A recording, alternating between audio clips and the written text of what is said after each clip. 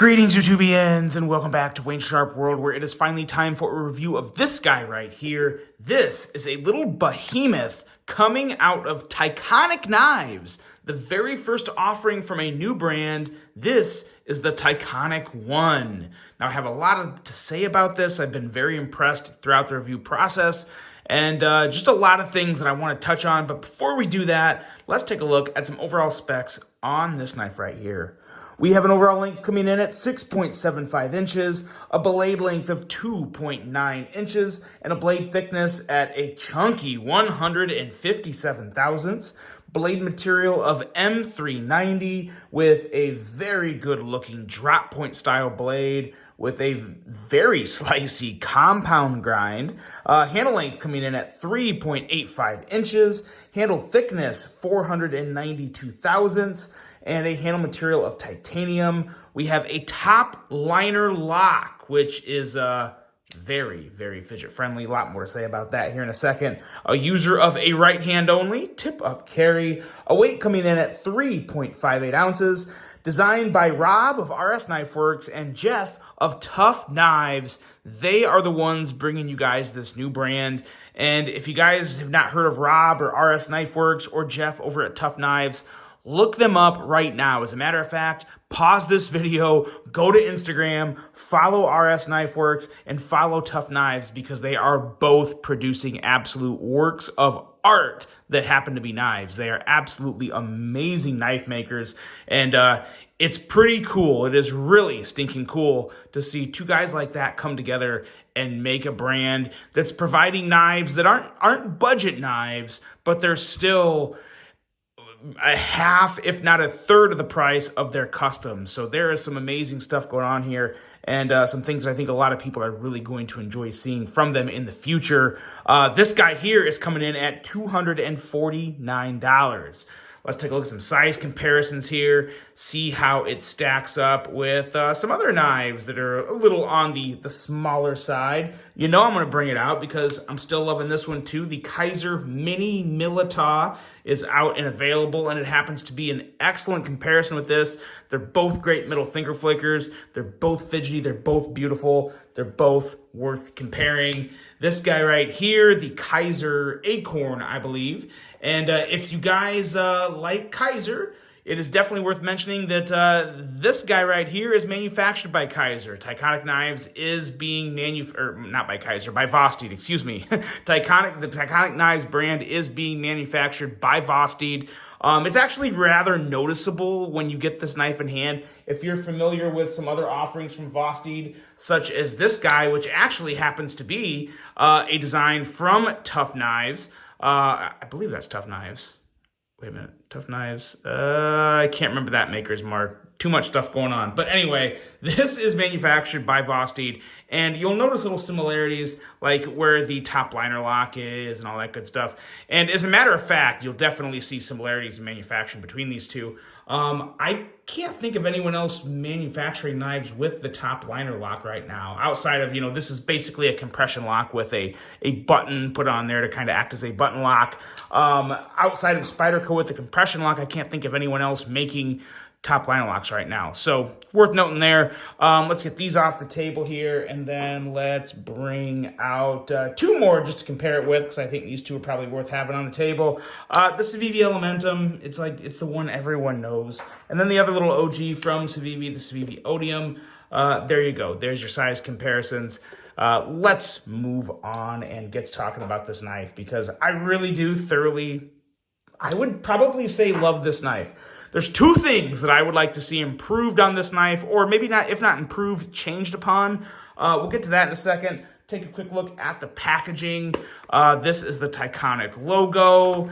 And I can tell you guys one thing. When you get a knife that comes in one of these, you're pretty much guaranteed to be getting a damn good knife, because I can't remember the last time I got a knife that came to me in one of these like mini kind of like, it's kind of a fake Pelican case. It's supposed to look like a Pelican case, but it's definitely not the quality of a Pelican case, or it would be like probably $100. But it comes with the sticker, with the cloth, and of course the knife is packed in there. and it's got that pull apart foam, which you don't really need to pull anything apart because you're just keeping one knife in there. But I love this presentation. This is probably my favorite way to receive a knife.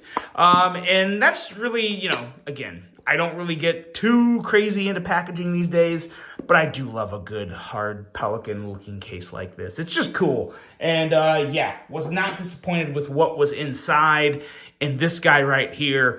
And a lot of it does start with the blade. This is definitely a knife where you certainly see the design language of RS Knife Works and Tough Knives come together, and primarily in the blade, because it is beautiful. It is sleek, a little elegant, but it's also just beefy and tough and slicey and hardworking.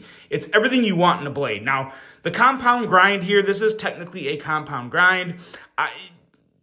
Take it for what it's worth. I think the compound grind is more just for aesthetics. You're not going to get any difference in performance from this part of the blade here compared to this bigger part. You're probably barely ever going to use this part. So it's aesthetic, but it looks good and it doesn't hurt anything. It's still fully, completely, 100% functional. And boy, oh boy, is this a slicey blade. We are looking at 15 thousandths behind the edge on this.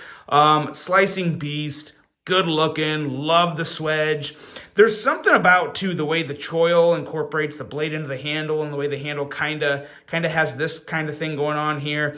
Kind of get some very light Strider vibes, which is a good thing. I mean, I have no reason not to like that. But yeah, I couldn't help but notice that. Definitely not heavy Strider vibes by any stretch of the imagination, because it's pretty far away from a Strider design, but I couldn't help but just for a second think that. But overall, the blade is just phenomenal. Great jimping on the back. Nice slicey tip with, like I said, 15 thousandths razor thin edge. And the choil here. When I first got this, I thought this was going to be a knife that wouldn't fit well in my hand, because I see 2 finger grooves here. And anytime I get a small knife with more than 1 little finger groove, I start to worry, because I do have kind of wider hands, and this is not a big knife. I mean, it right there, it falls within my hand when it's open. So I wasn't sure how that was going to play out. But I gotta say, I really don't have any huge issues with the ergos. I will say this, just speaking with my size hands in mind, I would love to see a bigger version of this with, like, right now we're looking at a 2.9 inch blade. So maybe like a 3.35, 3.4 inch blade, something around there.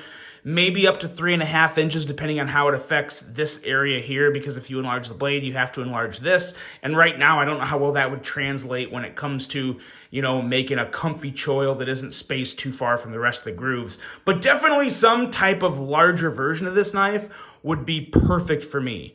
I love what I have here, but I would be head over heels for a slightly bigger version for my hands personally. But I gotta say, I'm still impressed with the ergos on this guy. It still feels really good, a lot better than I would have ever imagined. And even up here, where my finger is kind of like, this part of the choil here is fine, but up here, I'm kind of like putting, the inner part of my index finger on it, but it's still comfy because it's chamfered and rounded off really well.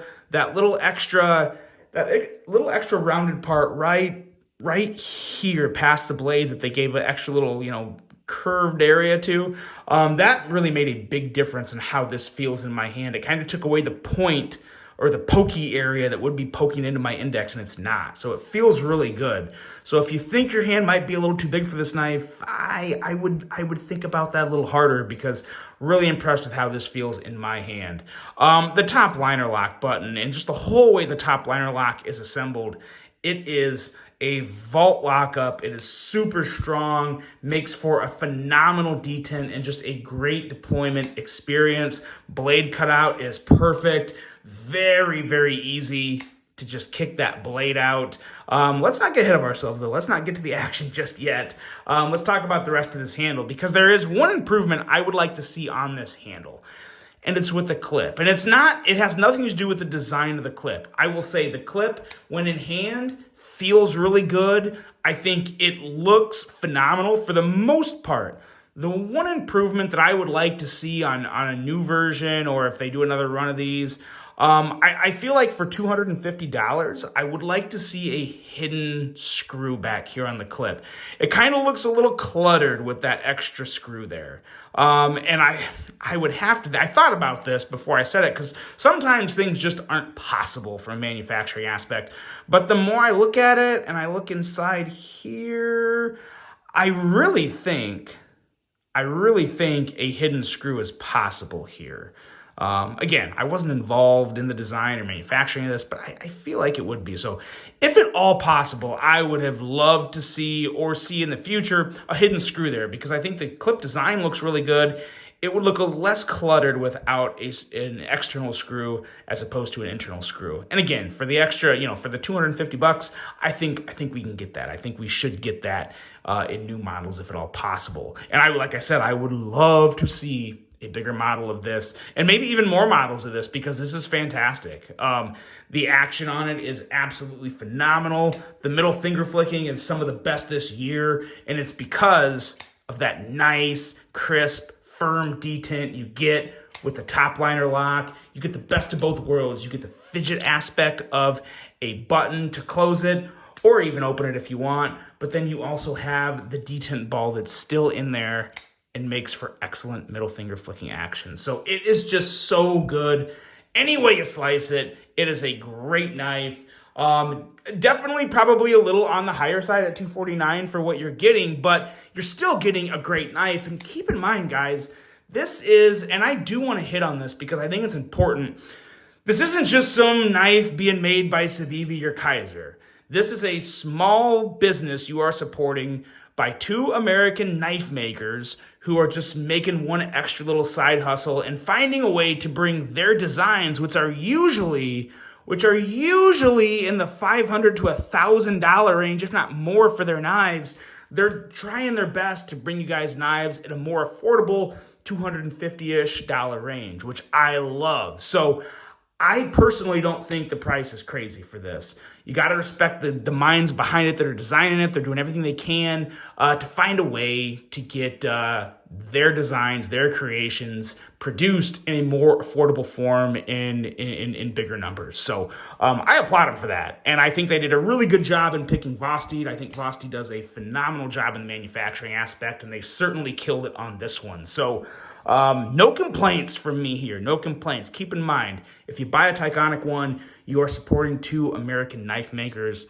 That's a beautiful thing. This is a great knife. The Tyconic knives, Tyconic 1. Let me know what you guys think of this. I really hope you enjoyed this review. Hope you have a great rest of your day. And until the next one, I'm out.